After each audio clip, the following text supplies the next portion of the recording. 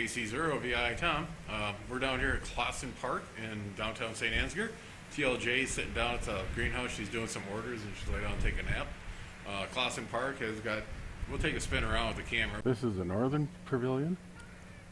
We have a nice open area for the kids to play in, modern bathrooms, a very large playground equipment, and an east pavilion here. Both pavilions have 240 volts, 60 amp service, along with a nice gazebo. You can reserve the structures for family or club functions. The Austin Area Amateur Radio Club, actually we did field day from out of here. We had the tower trailer up somewhere over there and people in both pavilions. It worked pretty good. We all had a lot of fun. A lot of locals came by throughout the event and watched what we were doing and thought it was kind of interesting. The just got done with about 3 weeks of unbelievable weather here in North Iowa. Too bad. I should have shot this yesterday. We had probably 12 to 14 days out of that stretch of very nice days, 60 degrees or higher, 70 almost. No wind, nice warm days. You'd have like 2 or 3 in a row, then you'd have one day that was your typical March, cold, rainy, windy. Then you would get a couple of other nice days. Spring fever is running rampant here, I'll say that right now. It got to a point where we were looking at a campground for this weekend, and the only thing we'd find was in the Waterloo, Des Moines, you know, to draw a line between those two and south of the state, you know, the southern part of the state where it's open. Checked the forecast, and we got this major winter storm running through the center of the country right now. This morning when I woke up, Denver had 12 inches of fresh snow, so they can have it. And we'll go camping some other weekend. Not just us. We had a few people call the greenhouse, want to know when bedding plants are ready.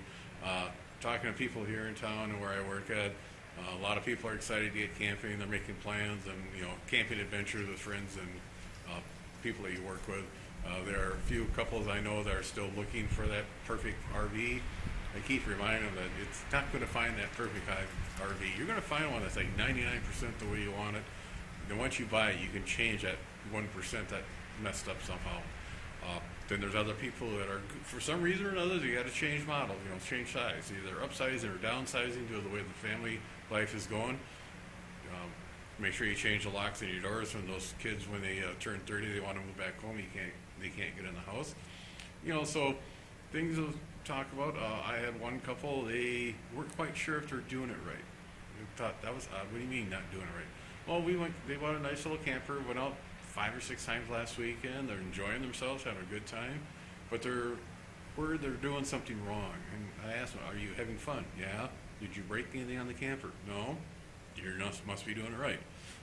What they want to do is go camping with us one weekend and just kind of talk and how I do stuff and watch what they're doing, see if they're doing anything wrong. There's just so many different variables in the way I do stuff, the way you out there do stuff, and different campers. Unless you got stuff physically falling off the camper, you're doing it right. I thought it might be, I was trying to talk them into doing a video, have them go through, set up their camp, and they weren't really open to that. They a little shy. It'll take time. They'll probably come on camera one of these times.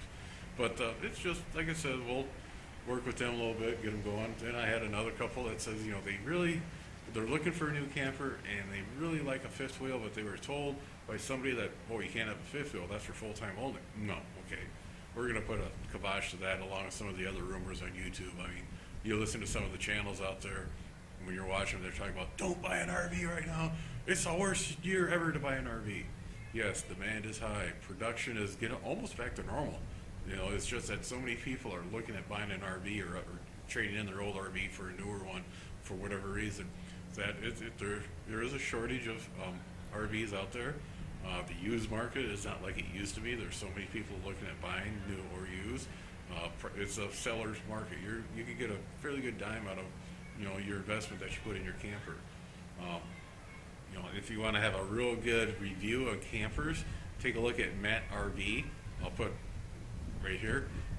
This is a salesperson, and the first couple times I was watching him, I said, oh boy, he's going to sugarcoat. No, he doesn't sugarcoat anything. It's just the opposite. When he's going through a camper or a rig and he sees something he doesn't like, he points it out. One of his pet peeves is plastic toilets, and he has the PPPP award, he called it, the porcelain prime pooping position. And when he reviews RVs, he has a set plan for every RV. He starts in the front corner, goes around on the outside, actually gets on the roof if it has a ladder, Then he goes inside and talks about everything in there. Then they pick 3 things they like, 3 things they don't, which is kind of nice. He sticks to that same format. That way, if you see a camper that you don't care about what the outside, because the outside but there's something inside, you can fast forward. You can actually skip around the video. So you get a chance, check on Matt's RV and Review. They do a couple different channels, tow trailers, and your Class A's and C's and B's. So one thing we're going to talk about is the classification of RVs. We have our Class A, which used to be the very large campers, big 40-foot motorhome see going down the road. Well, you can't say that anymore because the manufacturers have realized that some people don't want something that large. There's also restrictions. A lot of national parks and state parks and county parks have length restrictions. You can't have a camper bigger than, say, 30 feet or 40 feet. Each park's a little different. So you're seeing a lot of these Class A's are being made in the 25, 20-footers, 30-footers. There's a lot of options out there. Then you get into the Class B's. Class B's are just a full-size van that have added equipment for camping, bathroom facilities, water tanks, gray tanks, black tanks, refrigerators, cook stove. They're heavier than your normal van. They drive a little differently. Thing to remember, it takes longer to stop them and longer to accelerate.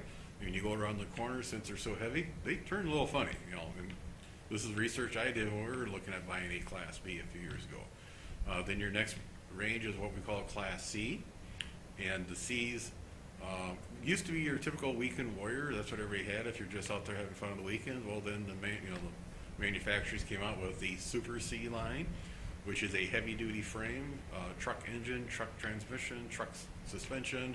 It's got a truck in it, and it's made to go down the road, so you can take that out and drive all over. Then you have our tow trailers. Tow trailers is a very large market. We can start with the very small teardrops, fold-outs, I call them flop-outs, hybrids, single-axle trailers, double, triple-axle trailers, up to the big fifth wheel. Then you have what they call a park model. This is a very large trailer with minimum axle suspension and tires and brakes on it. The idea that it doesn't get dragged around too much. It goes from winter storage to a campsite. Then at the end of the year, the season, it gets brought back to storage. It is not made to go down the road. And but if you got some lakefront property or a place you want to put a nice cabin, this is ideal. Then each classification or models, could be just a summer session camper where you go out during the late spring, early fall, summertime. That's what we have. Single pane windows, very little insulation in the floors. It does have a furnace. It does have air conditioning. It will keep you nice and comfortable. It's going to take more energy to warm it up in the wintertime and keep it cool in the summer due to the fact that not much insulation. Then you have what they call a four-season, where it's double pane windows, very good insulation on the walls, ceiling, and floor, and it's nice, comfortable. But it's more like a house. Those are something you would live in a full time. So, thing to remember when you're dealing on these, if it doesn't feel too right, don't be afraid to back off. Tell the person, hey, if it's a dealer or a private person, say, I'm going to have to think about it. And if they give you the lines of, well, somebody else is looking at it, say, okay, we understand, but we want time to think about it. If you're going out to look at campers, try to have somebody tag along with you. An extra set of eyes is great. They may see something you did and point it out to you, and you'll start asking questions. And again, ask a lot of questions. That's true for anything that you're buying, is ask questions and don't be afraid to back away. We're in the process of purchasing another vehicle. We've been looking at something for the last 6 months and had a couple of real good deals, but we had to back away. Not from the dealership was doing something I didn't like. It was from, we got something going on at work and things may change, or they are going to change. I explained this to the dealer, the salesperson. He understood. He said, not a problem, keep this in mind. He called me up a couple months later and asked how things were going, and we still talked, and he says, well, we got some new stuff coming in, and you might want to enter this. So as long as you're open and they understand it, they'll gladly work with you. So when it comes time to buying, again, sit down with whoever you're going camping with, the whole family or just your spouse or your friends, and find out how much camping I'm going to do. Are we going to do? More likely. Or if you're going to be a solo, go out on your own. Maybe a small Class B van would be great for you. But think of how much camping you're going to do. Where do you want to go? How much? There's a lot of variables in there. You got to make sure you plan it out so you have an idea. When you go look at campers, you explain to the salesman, this is what we want to do. We want to go out for a month, visit friends and families across the country, sightsee, come back. plan for another one and go off again, or we're going to go do a lot of weekend warrior type, or we're selling the house, we're going on the road and never look back. Make sure you're making the decision. Don't rely on somebody else making that decision for you. So there's a lot of good information out there, YouTube and some other stuff.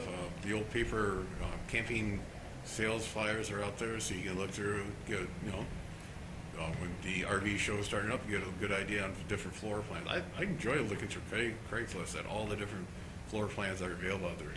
TLJ thinks you're looking at campers. Why? I said, well, this is kind of laid out kind of neat. So, again, do some searches on YouTube. Make sure you check on Matt's RV. Listen to what I have to say, and I'll tell you right now, I'm not an expert on camping or RVs. I have a good idea what I like. Again, that's what I like. What you like is going to be really different. Take your time, look at everything good and closely, and like I says, when the situation is right and you think you can swing the deal with no problems, go for it. I'll tell you what now, camping is a lot of fun. You go out there, enjoy life, enjoy the outdoors, get refreshed, come back to work, you're feeling fine. So, we'll cut this one. It's getting a little windy here. Me, not the weather outside. Take care, everybody. Have a safe spring. I got to go back and get the snowblower ready to go. Forecast for overnight is clouding up, and along with a chance of rain, and freezing rain, and snow. I've heard anything from 1 to 3 inches to 5 to 7 inches. Typical March weather. You don't know what's going to happen until it happens. So, 7-3. Be sure to tell your friends, neighbors, other hams. Subscribe, hit that bell to get notification when new videos come out. Add comments below. 7-3, everybody.